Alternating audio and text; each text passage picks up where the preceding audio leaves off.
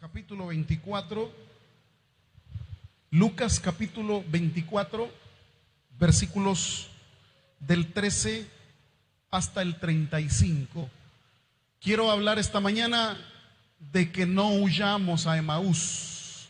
La palabra Emaús significa el lugar de la primavera templada, el lugar de la primavera templada. Lucas capítulo 24, versículos del 13 en adelante. Cuando lo tengan me dicen amén. Lucas 24:13. ¿Lo tenemos, iglesia? Dice la palabra: y aquí dos de ellos iban el mismo día a una aldea llamada Emaús, que estaba a 60 estadios de Jerusalén. E iban hablando entre sí de todas aquellas cosas que habían acontecido. Sucedió que mientras hablaban y discutían entre sí, Jesús mismo se acercó y caminaba con ellos, mas los ojos de ellos estaban velados para que no le conociesen. Y les dijo: ¿qué pláticas son estas que tenéis entre vosotros mientras camináis? ¿Y por qué estáis tristes? Respondiendo uno de ellos, que se llamaba Cleofas, le dijo: ¿eres tú el único forastero en Jerusalén que no ha sabido las cosas que en ella han acontecido en estos días? Entonces él les dijo: ¿qué cosas? Y ellos le dijeron: de Jesús Nazareno, que fue varón profeta, poderoso en obra y en palabra delante de Dios y de todo el pueblo. Y cómo le entregaron los principales sacerdotes y nuestros gobernantes a sentencia de muerte y le crucificaron. Pero nosotros esperábamos que Él era el que había de redimir a Israel. Y ahora, además de todo esto, hoy es ya el tercer día que esto ha acontecido.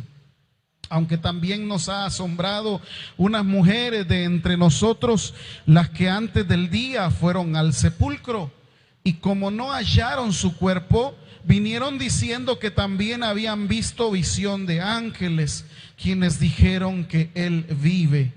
Y fueron algunos de los nuestros al sepulcro, y hallaron así como las mujeres habían dicho, pero a Él no le vieron.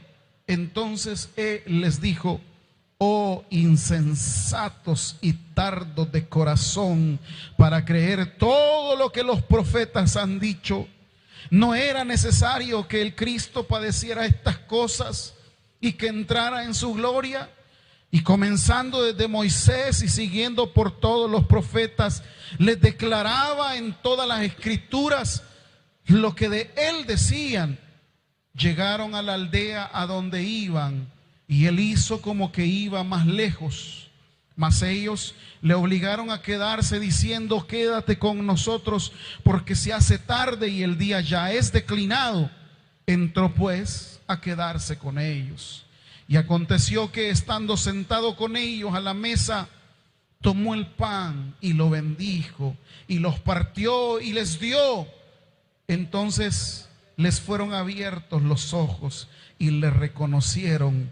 Mas él se desapareció de su vista, y se decían el uno al otro: ¿no ardía nuestro corazón en nosotros mientras nos hablaba en el camino y cuando nos abría las escrituras?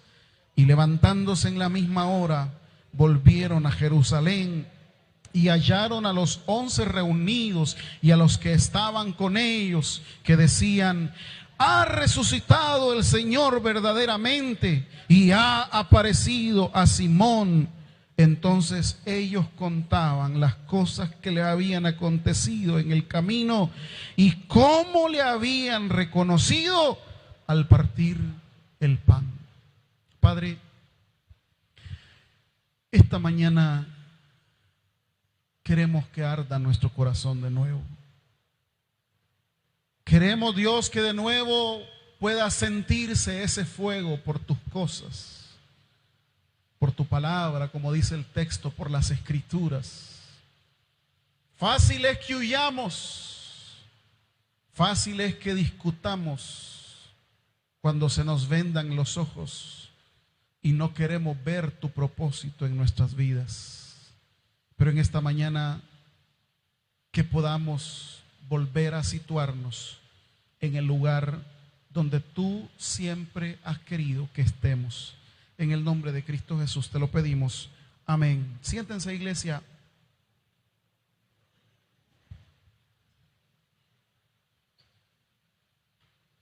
Este es un pasaje que tiene que ver con cómo Lucas observa la resurrección de Jesús, o dicho en términos teológicos, cómo el resucitado de nuevo hace arder el corazón de aquellos que han preferido huir. Ocurre que la crucifixión de Jesús, vista desde la óptica social, produjo un gran caos en sus seguidores. No quedó nadie, dice la Escritura. En otro tiempo 5,000, en otro tiempo 7,000 alimentados, en otro tiempo le llevaban las muchedumbres, pero al pie de la cruz solo estaban con él, según los evangelios, unas cuantas mujeres, y los demás tenían miedo. Pedro, dice el evangelio, lo seguía de lejos. Judas prefirió venderle, asociarse con las autoridades romanas, y los demás, hay un evangelio que es el de Marcos, que cuando llegan a apresar a Jesús, dice que está tan aprisa que incluso se le cayó su sábana con la que se envolvía. Imagínense el caos que ocasiona. Pues bien, el día viernes lo crucifican, nadie está ahí con él, solamente unas mujeres a la cruz, y de ahí para allá no sabemos qué pasó con los discípulos. Algunos se fueron a encerrar, pero aquí Lucas habla de dos personajes, y es aquí donde quiero hacer la meditación a partir de la lectura de la vivencia de estos dos. No sabemos quiénes son, solamente dice Cleofas, pero en realidad no tenemos certeza quiénes específicamente eran estos, que cuando ocurre lo que ocurrió, prefieren mejor irse de Jerusalén para que no los vayan a implicar y que no tengan nada que ver con Jesús, porque de todas maneras, ojo a esto, de todas maneras, en la mente de ellos y de mucha gente, ese movimiento que había iniciado el tal Jesús de Nazaret, en el momento que Jesús fue crucificado, para mucha gente, en ese momento también el movimiento murió. Así como el movimiento de Juan Bautista. Una vez lo decapitaron a Juan, para muchos de los discípulos de Juan, ahí murió el movimiento de Juan Bautista. Ahora, en el movimiento de Jesús de Nazaret, cuando lo crucifican a él, en la mente de muchos, también el movimiento murió. Y bueno, al ya estar muerto el líder, al ya estar crucificado y en una tumba, ¿qué es lo más fácil? Huir. Por eso dice el versículo 13, y ahora comenzamos aquí en la escritura. Y he aquí, dos de ellos iban ni siquiera el siguiente día, el mismo día, a una aldea llamada Emaús, que estaba a 60 estadios de Jerusalén. En otras palabras, ya no tienen nada que hacer. Ya el líder que seguían murió, y es cuestión de un par de horas y de un par de días para que todo el movimiento desaparezca. No sé si logran captar esa idea que quiero fijar en sus mentes. Ya están listos para huir porque todo ahí se ha muerto. Ha muerto el líder, ha muerto el movimiento. Esa es la primera idea que nos destaca aquí el pasaje. La palabra Emaús es la palabra griega que significa el lugar de la primavera templada. ¿Qué les dijo Jesús a los discípulos antes de morir? ¿Qué les dijo? Que no se movieran. ¿Qué están haciendo los discípulos estos? Están yendo en dirección contraria a las indicaciones que Jesús les dio antes de morir. ¿Están aquí, hermanos? Por eso es que dice el versículo 25, la palabra original es "oh torpes", pero aquí elegantemente dijo el traductor: "oh insensatos y tardos de corazón para creer todo lo que los profetas han dicho. No era necesario que el Cristo padeciera estas cosas y que entrara en su gloria". Es decir, les está recordando que ellos no se tienen que mover, no tienen que ir en una dirección contraria, no tienen que alejarse, porque todo esto era necesario que aconteciese. Pero sin embargo, ellos se mueven, ellos huyen hacia Emaús, una ciudad que quedaba a 11 kilómetros aproximadamente. Es como de ir acá hacia la Plaza Mundo a Popa al kilómetro 11, o de la entrada, perdón, de la Troncal del Norte hasta el kilómetro 11. Eso es lo que ellos querían, huir de ahí, del lugar donde estaban los demás discípulos. ¿Y esto qué tiene que ver con la reflexión nuestra, pastor? Miren, hermanos, no son pocos los que ahora miran la iglesia, y no me refiero a esta iglesia, sino que a todas las iglesias. No son pocas personas las que ven la iglesia con pesimismo y desencanto. Porque las iglesias no son lo que ellos desearían que fuese. Una iglesia viva, una iglesia dinámica, una iglesia fiel a Jesucristo, comprometida de verdad con construir una sociedad más humana y que sea amorosa de las cosas de Dios. Se desencantan. Y algunos han llegado a pensar en estos tiempos que la iglesia está muerta, que la iglesia ya no tiene ese ímpetu que tuvo en los inicios del cristianismo. Y por eso quiero hacer una reflexión a partir de cómo los creyentes ven la iglesia hoy por hoy, cómo los inconversos ven la iglesia hoy por hoy. Y por eso es que, al igual que estos discípulos, se cae en la tentación que lo mejor es huir, separarse, ya no pertenecer. Y se oye esta frase muy común hoy en la sociedad diciendo: ay, es que yo creo en Dios, lo que no creo es en las iglesias. Una frase muy común acuñada para poder hacer una sociedad más cómoda, en la cual cada quien profese a Dios y alabe a Dios a su manera y a su medida. Pero veamos qué es lo que el pasaje presentará. Les decía que primero veamos cómo los creyentes están viendo a la iglesia. Número uno, hay creyentes que ya tuvieron diferentes experiencias en varias iglesias. Fíjese usted, en el país donde vivimos abundan las iglesias. No hay requisitos legales tan asiduos. Ojalá que hoy por hoy sí se pueda hacer, porque es necesario poner un orden jurídico, contable y todo lo que tiene que ver, porque la iglesia no puede hablar de un Dios que es ordenado y ella vivir en desorden. ¿Alguien dice amén a eso? Si hablamos de un Dios de orden, entonces la iglesia tiene que estar ¿cómo? Y tenemos que someternos, así como se someten las empresas. Las iglesias tienen que someterse también a las autoridades correspondientes de nuestros países, a nivel jurídico, a nivel contable, declarar todo lo que debamos de declarar.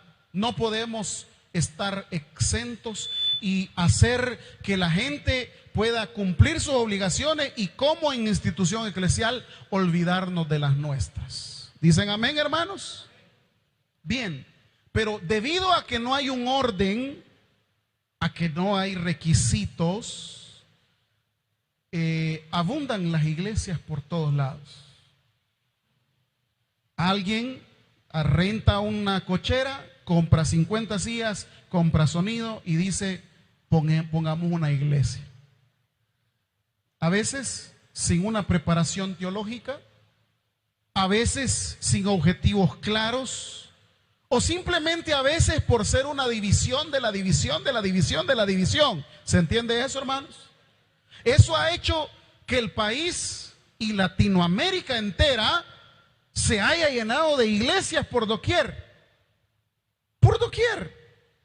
Yo recuerdo en el 2014 creo que hicimos una investigación y con unos compañeros descubrimos que por lo menos en Latinoamérica hay 512 diferentes denominaciones cristiano-evangélicas. ¿Se imagina usted eso, hermano? 512 denominaciones cristiano-evangélicas. Vaya, por lo menos la Iglesia Católica ya tiene definidos los que son marianos, los que son jesuitas, los que son claretianos, los que son de este movimiento de renovación carismática. Ellos ya tienen bien definido eso. Serán 5 o 6. Pero ¿cuántos tiene el cristianismo evangélico? 512. ¿Se imagina usted, hermano? ¿Y por qué le estoy planteando todo esto? Para que usted sepa que hay iglesias por doquier. Y como hay iglesias por doquier, alguien ha llegado a una iglesia, ha permanecido durante un tiempo y después de que tuvo una convulsión o un problema, salió corriendo y se fue a meter a otra iglesia. ¿Están aquí conmigo? Y llegó a esta iglesia y entró con ánimos y deseos de servir y de hacer las cosas bien, pero tuvo un problema y ya se fue a la otra iglesia. Y se fue a la otra iglesia. Porque si a usted no le parece algo, pues me voy. O como estos discípulos, mejor huyo a Emaús.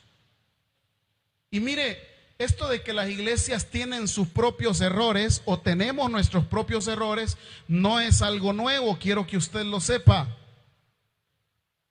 En el Apocalipsis, un libro bíblico del Nuevo Testamento, se mencionan 7 iglesias de Asia. Ahí están representadas todas las iglesias del mundo. Y oiga esto, no existe una que no tenga un defecto, un error o un pecado. No existe una que no tenga un error, un defecto o un pecado. En ese sentido, los creyentes hoy por hoy ven que la experiencia en una determinada iglesia llega hasta que experimentan algo malo, y una vez se salen de esa iglesia, ¿sabe cómo se van hablando de esa iglesia? ¿Cómo se van hablando? Y tuvo una mala experiencia con un hermano, o con 2 hermanos, o con 3 hermanos. Pero ¿sabe qué vive diciendo esta gente que se va? Toda la iglesia es mala. ¿Están aquí conmigo, hermanos? Y por eso comienzan a hablar de aquella comunidad de fe a la cual pertenecieron. Se van hablando pestes de todo el mundo. ¿Y sabe qué es lo más difícil? Que cuando estuvieron dentro, vieron los errores, pero nunca hicieron ni siquiera levantar un dedo para tratar de hacer las cosas bien. ¿Están aquí, hermano? Nunca. Ahora que ya nos... ahora sí, ese error, pero nunca cuando pertenecieron, yo voy a tratar de corregir eso. puedo colaborar en eso para hacerlo bien, puedo colaborar en aquello para hacer. Por eso la óptica de los creyentes en la actualidad es que se van a la iglesia que mejor les ofrezca sentirse bien, y caen en la tentación del abandono y de la huida algunos lo hacen de manera ruidosa, haciendo un escándalo, ya me voy porque eso y por aquello. Otros lo hacen de manera así sigilosa, despacito, se van separando, se van yendo, la cosa que es el mismo principio. Cuando estos discípulos vieron que ahí ya solo había un muerto que era su líder, comenzaron a huir. Y comenzaron, como dicen los jóvenes, ¿verdad? Comenzaron a zafarse. Comenzaron a huir. Hermanos, y como yo les digo, pertenecemos a una iglesia que tiene errores, que tiene pecados, que tiene situaciones no tan buenas, pero así como tenemos cosas malas, también tenemos cosas buenas que Dios ha bendecido y que ha respaldado hasta el día de hoy. ¿Cuál será la decisión? Dele un fuerte aplauso al Señor si usted se lo quiere dar. ¿Cuál será la condición entonces que nosotros debemos de tomar? Huir hacia Emaús, movernos del lugar donde Dios nos ha puesto o nos ha plantado. Porque miren, hermanos, si yo de algo estoy seguro es que uno está en diferentes lugares donde Dios lo ha llevado. Uno no está aquí por casualidad. Antes de yo ser el pastor de esta iglesia, pasé por 14 diferentes obras. 14. Desde Chalatenango, Cojutepeque, Chalchuapa, Acajutla, Izalco, ¿qué le menciono yo? Tanto lugar. Pude haber sido uno de los pastores del tabernáculo de la Búfalo. Pude haber sido el pastor principal del tabernáculo de Cojutepeque cuando inició. Pude haber sido el pastor asociado de Majucla. Pude haberme quedado allá en Chalchuapa. Pude haberme quedado en Acajutla, donde usted se imagina. Pero yo no estoy donde he querido estar. Yo estoy donde Dios me trajo que estuviera para cumplir un propósito en este lugar. Lo mismo usted. Usted puede haber estado en la mejor iglesia, en una iglesia más fresca, más cómoda, más perfecta, más espiritual, pero usted está aquí esta mañana porque Dios lo ha plantado para que en este lugar eche raíces y comience a dar frutos al 100%. Dele un fuerte aplauso al Señor. Entonces esa es la mirada que hacen los creyentes de la iglesia cristiana. Se da cuenta de los errores, se da cuenta de los pecados y bueno, lo más fácil es huir. Esos son los creyentes. Ahora veamos cómo los inconversos ven la iglesia. Fíjense que hay inconversos que ven la iglesia como un centro de crítica hacia todo lo que los seres humanos hacen. Y por eso es que no se acerca, sino que andan huyendo. Ay, no, es que mira, si llego a la iglesia me va a comenzar a criticar. Si llego a la iglesia ya no voy a poder hacer esto. Si voy a la iglesia, no, hermanos, esto no es un centro de prohibiciones de nada. En este lugar se predica la palabra, no para que te obligue a hacer cosas que tú no quieras hacer. Lo que Dios te dice a través de su palabra es que hagas cosas para que te vaya bien a ti. No es que es un centro de prohibiciones. No es que es un lugar donde se te va a decir, esto es el pecado y te van a juzgar. No, los que juzgan son las personas. Los que juzgan son los hermanos. Pero el Señor no ha venido a juzgar ni a condenar a nadie. Él ha venido para que seamos salvos y para que tengamos vida y una vida en abundancia. Y eso es lo que piensan los inconversos. que la iglesia es un lugar donde se les va a criticar. Y le digo, porque hay gente que me dice, pastor, y si yo llego a la iglesia, ¿cree que no hay problema? ¿Y por qué va a haber problema usted? Ah, pues sí, es que yo de vez en cuando me los echo. Llegues, hermano. Cuando una vez entre la palabra a su corazón, se dará cuenta que los creyentes no nos embriagamos con vino ni alcohol, nos embriagamos con el Espíritu Santo, que ese sí da felicidad y alegría y paz y gozo y nos ayuda a superar todos los obstáculos. Pero eso no cambia de la mente de las personas inconversas. Creer que en la iglesia le van a juzgar. Y mire, hermano, mucha culpa de ese concepto la tenemos muchos de nosotros. Cuando alguien viene a la iglesia y usted comienza a juzgar. Ay, déjelo, hermano. Si a veces ni siquiera nosotros hemos cambiado, ¿y cómo juzgamos que aquel que va llegando? Ay, déjelo. Ay, pastor, está llegando a la iglesia alguien que no. Ay, déjelo, hermano. A veces tenemos peores pecados nosotros. Nosotros no estamos para juzgar ni para condenar. Estamos para ofrecer la salvación que Dios nos ha dado a todos nosotros. Y otra cosa más.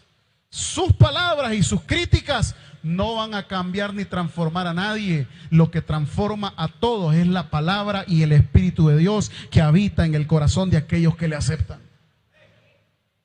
¿Qué voy a cambiar? No, no va a cambiar nadie. Ay, déjelo. Pero hay personas que creen que la iglesia es policía, que anda detrás de la gente. Ajá, ahí lo anduve viendo, hermano. Ay, hermano. ¿Quién eres tú que juzgas? Dice la palabra. Si juzgando a otro, a ti mismo te está juzgando.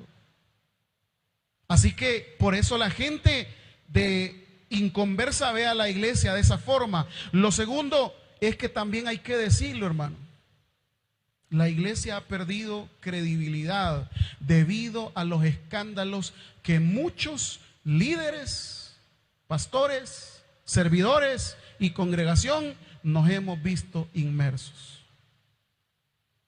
Hay que aceptarlo. Y esta es la palabra de Dios, nos guste o no nos guste.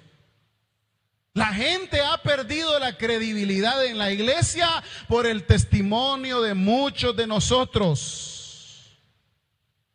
Sin embargo, por eso es que la palabra del Señor nos enseña, y aquí claramente este texto lo va a mencionar tan claramente.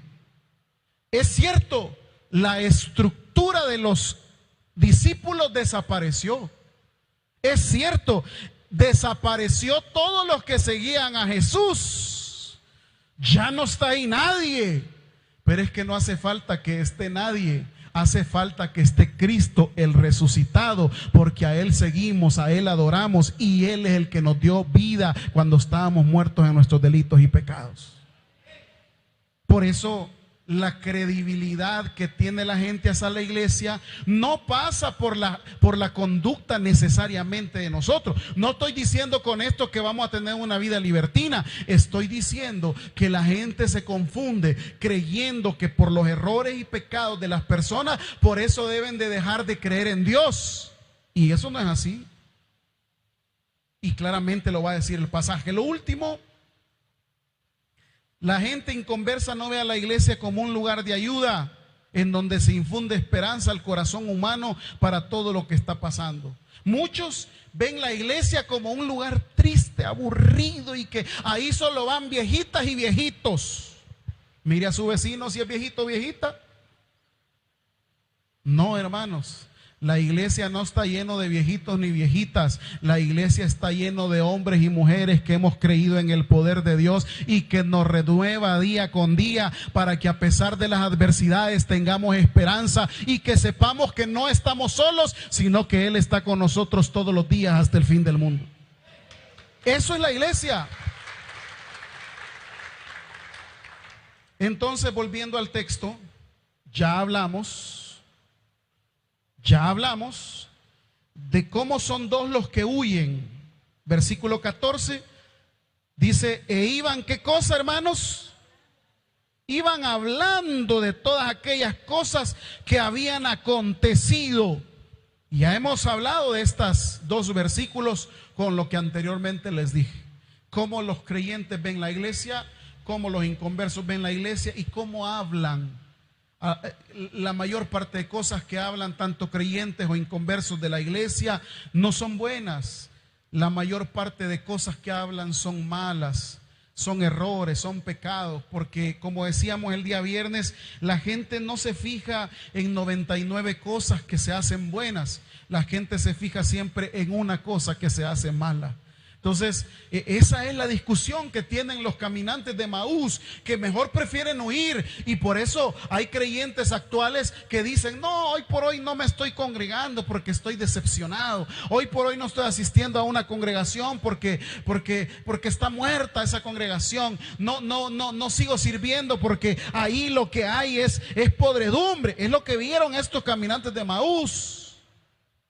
A un líder que había sido crucificado, a un líder que había sido puesto públicamente como un espectáculo. Entonces dijeron ellos: es mejor huir.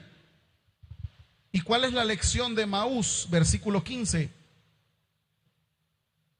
Cuando ellos iban hablando y discutiendo entre sí, ¿qué dice el texto, hermanos?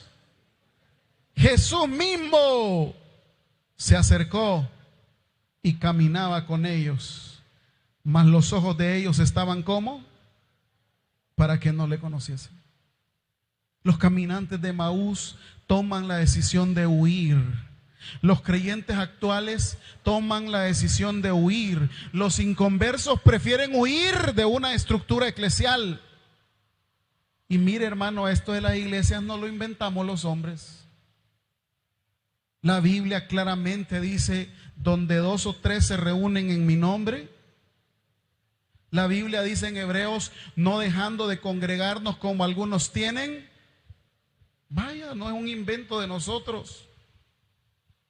Es algo en lo cual nosotros debemos aprender y ser maduros, a que la vida y el crecimiento de nuestra fe no tiene que ver con los hombres o mujeres. La vida y el crecimiento de nuestra fe tienen que ver con la relación que tengo con Dios y el conocimiento de sus escrituras. El problema es que la vida de fe nuestra depende de un hermano o de una hermana. Y esto es madurez. Madurez es darme cuenta que la salida no es huir, que la salida no es estar decepcionado. Sí, está bien, yo le acepto que usted se decepcione de muchas cosas, pero del que nunca se va a decepcionar es del Señor Todopoderoso. Y por eso estamos aquí reunidos esta mañana. Ese es nuestro afán de reunirnos, venir a reflexionar esta palabra. Y en el camino se les aparece Jesús. Ellos están decididos a huir al lugar de la primavera templada, es lo que significa Emaús. Y dice, quiero que leamos el pasaje, como yo quiero que vean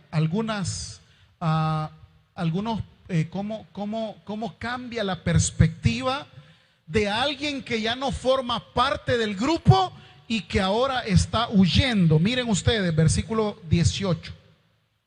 Respondiendo uno de ellos, que se llamaba Cleofas, le dijo: ¿eres tú el único forastero en Jerusalén que no ha sabido las cosas que han acontecido en estos días? Entonces él les dijo: ¿qué cosas? Y ellos le dijeron: de Jesús Nazareno, que fue varón profeta, poderoso en obra delante de Dios y de todo el pueblo. Hoy, ojo la forma de hablar. Si eran ellos uno de los discípulos de Jesús, ¿cómo tenían que haber hablado? En un sentido posesivo. No ha sabido de cómo mataron a nuestro líder. No sé si me doy a entender con eso. Pero ellos se están desligando porque están huyendo y dice: no han sabido de Jesús. Así de lejito, ¿va? Así como cuando alguien le pregunta: mire, usted fue de la iglesia. No, yo de esa iglesia. Ay, niña. Así de lejos, ¿va? Es lo mismo que hicieron estos caminantes de Emaús, desligarse. y usted perteneció a algún... no, quizás alguna vez usé un uniforme que me prestó un familiar, usted desligándose. ¿Por qué? Porque está huyendo a Emaús, está huyendo de la realidad. Ellos no quieren identificarse con Jesús, no quieren identificarse con el movimiento de Jesús. Sin embargo, dice el 20, miren lo que dice el 20. ¿Y cómo le entregaron los principales sacerdotes? ¿Y qué dicen? Nuestro. Ellos ya están identificados no con el movimiento de Jesús, sino que con ¿quiénes? Con los gobernantes. ¿Se da cuenta cómo hace la diferencia estar cerca del movimiento del Jesús y estar lejos? Mientras usted está cerca, tiene adherencia. Comienza a huir de Emaús. Uy, no, los cristianos. Y eso a veces nos pasa cuando va usted a algunas actividades de carácter social o familiar, ¿verdad? Quizá está toda la gente ahí de su familia departiendo, chabacaneando y tal cosa. Y usted es creyente. De vez en cuando voy a la iglesia. Ellos dijeron, nuestros gobernantes. No tengo el espacio porque ya se me fue el tiempo, pero 27, comenzando desde Moisés, siguiendo por los profetas, les declaraba, ¿qué les declaraba el Señor? Todas las escrituras que de él decían. Aunque usted trate de huir, aunque usted esté desencantado de la iglesia, siempre el Señor va a llegar con el mensaje donde quiera que usted esté. Aunque esté en un chupadero, aunque esté en el peor lugar que usted se imagina, ahí va a llegar la palabra de Dios, como dice aquí, la escritura. Porque usted anda huyendo. ¿Y de qué anda huyendo? De la realidad que Dios le hizo un llamado. Y que usted se ha justificado pensando que porque ahí hay cosas muertas, vale la pena mejor huir. No, hermanos. Las acciones de la iglesia y de las personas que somos parte de la iglesia pueden estar muertas, pero Cristo sigue vivo porque es el mismo de ayer, de hoy y por los siglos de los siglos. Ellos oyeron las escrituras y eso es lo que hay que hacer. Porque cuando oímos las escrituras, dice el versículo 32, ¿lo leen conmigo? Y se decían el uno al otro, ¿qué se decían? No ardía nuestro corazón en nosotros mientras nos hablaba en el camino y cuando nos abría las escrituras. Esa palabra, la palabra no ardía nuestro corazón. La palabra arder, la palabra que haya fuego, la palabra que haya... Ellos lo habían perdido. ¿Por qué lo habían perdido? Porque estaban huyendo. Si usted y yo esta mañana hemos perdido ese fuego, ese ardor por las cosas de Dios, estamos en problemas, hermanos. Si hemos perdido el entusiasmo, si hemos perdido el anhelo ferviente por leer la Biblia, por orar, por congregarnos, si hemos perdido ese ardor, estamos en serios problemas. Tenemos que recurrir a las palabras que Pablo le dijo a Timoteo, que reavivara el fuego del don de Dios que había en él.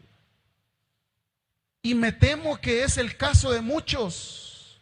Estamos viviendo un cristianismo tan acomodado, tan sencillo, tan desinteresado, tan sin falta de responsabilidad. ¿Y qué es lo que ha pasado de nuestro cristianismo? Es que hemos huido a Emaús. Aquella primavera que debíamos de gozar con el Señor, la hemos transformado en la primavera templada, la primavera helada. Hemos cambiado esa emoción de antes, de las vigilias, de los cultos, de eso, lo hemos cambiado por tanta cosa vana. Hemos cambiado esos momentos de adoración, ahora los hemos cambiado por cosas de entretenimiento. Hemos cambiado el escuchar un sermón por ver una película. Hemos cambiado pasar tiempo a solas con Dios, lo hemos cambiado por las redes sociales. Y por eso nuestro corazón ya no arde. Por eso es que ahora usted falta al culto y pues sí, va, ni modo, va. Mire, yo recuerdo hace muchos años que uno decía, puchica, no, hombre, yo no puedo faltar al culto. Yo tengo un compromiso con Dios y usted solo que estuviera muerto no llegaba al culto. Hoy no, voy a cada rato. Ay, mire, dígale al hermano que no voy a poder llegar. ¿Y por qué? Porque siento calor.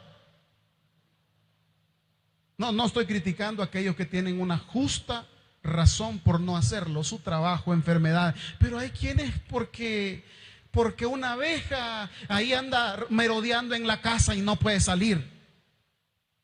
Tanta cosa. Pero ¿dónde está el problema? Ya no arde su corazón. Su corazón está ardiendo por otras cosas. Mire, a mí me llama mucho la atención cómo la gente fanática se vuelve loca con actividades. Yo veo a veces conciertos que hay en los principales escenarios deportivos del país. El otro día había un concierto, no sé qué grupo había, pero estaba cayendo una tormenta, pero exageradísima.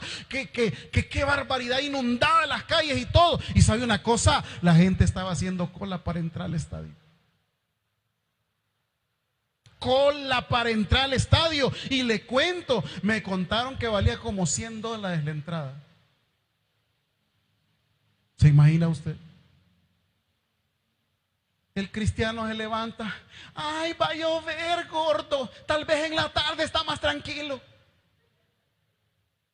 Y llega la tarde y, ay, mejor no, ay, mejor el miércoles. Ya no arde su corazón por Dios, va. Que le vayan a decir el día sábado, mañana tenemos una excursión allá a Palmas Agua. Ay, papito, a las 3 ya estás levantado. 3 de la mañana ya anda ahí la hermana buscando los chores. Pero el culto, mire, aquí damos transporte, les damos refrigerio, les damos comida y todavía la gente, ay, le voy a decir a ver cuando tengo tiempo. Tenemos serios problemas, hermanos. Serios problemas de que nuestro corazón ya no arde. Y buscando la justificación, y con esto termino, ¿dónde estos caminantes iban a encontrar de nuevo el fuego? Versículo 30. Aconteció que estando sentado con ellos a la mesa, tomó el pan, lo bendijo, lo partió y les dio. Entonces le fueron abiertos los ojos y reconocieron, mas él se desapareció de su vista. ¿A dónde volvieron a tener ese ardor o ese amor por sus cosas? Cuando comenzaron a compartir. Es decir, Jesús les enseñó, no es la salida huir. No es la salida retirarse, no es la salida desmotivarse. Y dice el pasaje 33, y levantándose en la misma hora, ¿qué hicieron? Y hallaron a los 11 reunidos y a los que estaban con ellos, que decían, ha resucitado el Señor verdaderamente y ha aparecido a Simón. Y entonces ellos contaban las cosas que les habían acontecido en el camino y cómo le habían reconocido al partir. Mientras ellos quieren huir de donde están los discípulos, ¿qué hace Jesús? Que regresen. ¿Y cómo voy a regresar a una iglesia muerta, a un ministerio muerto? No, hermanos, eso es lo que usted piensa. Y quiero tomar las palabras de un escritor y adaptarla al contexto.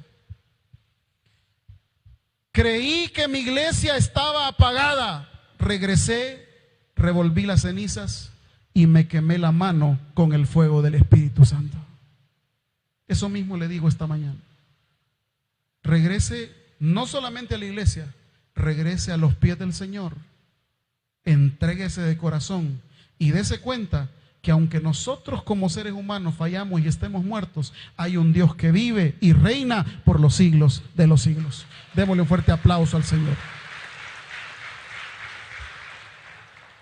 Padre, gracias te damos por esta palabra. Muchos, como los caminantes de Emaús, estamos huyendo. Hemos huido. Solo han quedado de a poco aquellas acciones que nos vinculaban con nuestra comunidad de fe, o mejor llamada nuestra iglesia. Creemos que la salida está en retirarse, en tomar distancia, pero tú apareces al encuentro y nos haces entender que es necesario que vuelva el fuego del Señor.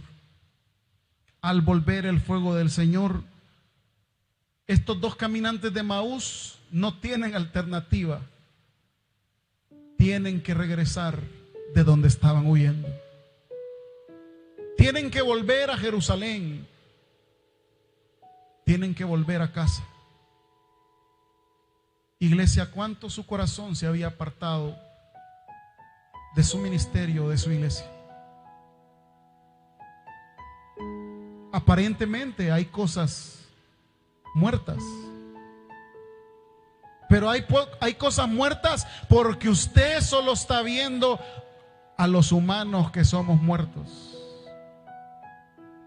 No, forme parte de la iglesia, forme parte de los ministerios, pero ponga su mirada en el resucitado, en el que vive y reina por los siglos de los siglos. Yo quiero orar esta mañana por todos aquellos que quieren que Dios reavive ese fuego. Si usted quiere que oremos por usted, póngase en pie mientras toda la iglesia tiene sus ojos cerrados. Nos vamos a poner de pie todos aquellos que le queremos decir al Señor: quiero volver a empezar este caminar, Dios. Quiero volver a amar tus cosas. Quiero volver a sentir eso que sentía por ti hace bastante. Como dicen estos caminantes de Emaús, quiero que arda mi corazón por tus cosas. Quiero que haya fuego cuando abro la escritura, cuando me pongo en oración, cuando sirvo a Dios, cuando vengo al culto. Quiero sentir eso que no siento desde hace bastante. Y ¿sabe una cosa? El Espíritu de Dios va a comenzar a ministrarle en esta hora. Va a comenzar a mandar su fuego a este lugar. Póngase de pie si quiere que el Señor le ministre. Y le vamos a decir: Espíritu Santo, te necesito. Manda tu fuego a este corazón helado, templado que hay, Dios. Este corazón que está huyendo a Emaús desde hace bastante tiempo. Si usted conoce esta alabanza, digámosle al Señor: Espíritu Santo, te necesito. Manda tu fuego a este lugar. ¿Le puede decir al Señor con nosotros? Espíritu Santo, solo anhelo mirar tu gloria y majestad. Tú eres mi fuerza, tú eres mi ayuda. Espíritu Santo, ven a este lugar. Espíritu Santo, te necesito. Espíritu Santo, te necesito. Manda tu fuego, manda tu fuego a este lugar. Espíritu Santo, solo anhelo mirar tu gloria majestad. Eres mi fuerza. Tú eres mi fuerza. Tú eres mi ayuda. Espíritu Santo, llena este lugar. Tú eres mi fuerza. Tú eres mi fuerza. Toda mi fuerza es mi ayuda. Espíritu Santo, ven a este lugar. Pueden tomar asiento, mis amados hermanos. Quiero también hacer la invitación para todo aquel que quiera aceptar a Cristo en su corazón. Si hay alguien que esta mañana quiere aceptar al Señor, este es el momento de aceptar a un Dios vivo. Quizá usted vea con mucho recelo las iglesias, pero esta mañana no le estamos ofreciendo aceptar la iglesia o la denominación. Esta mañana queremos invitarle a que acepte a Cristo, el autor y consumador de la fe.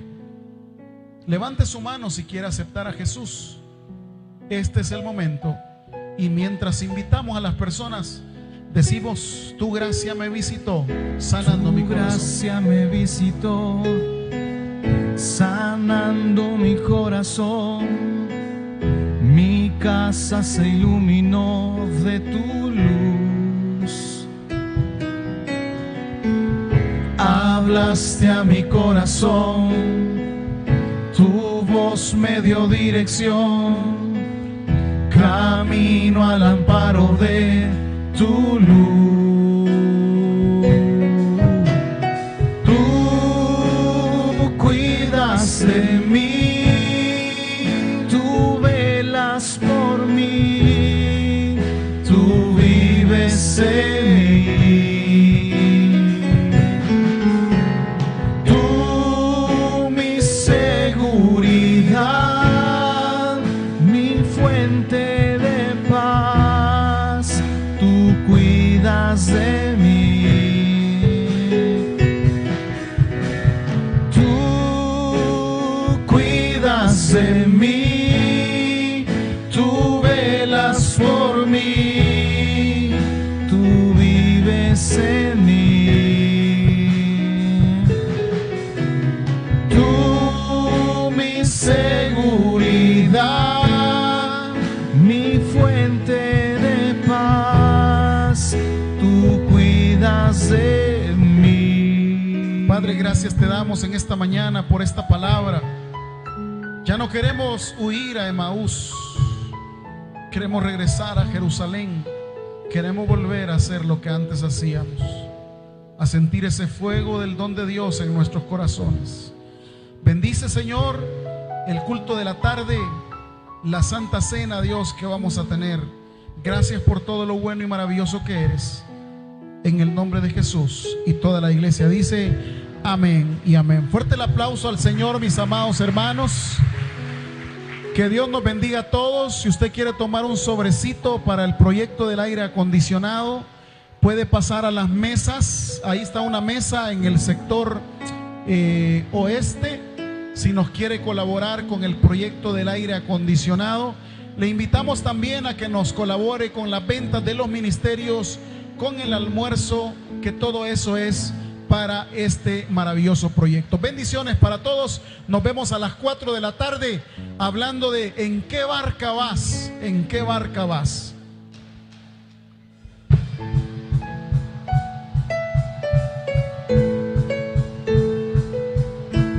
Dios incomparable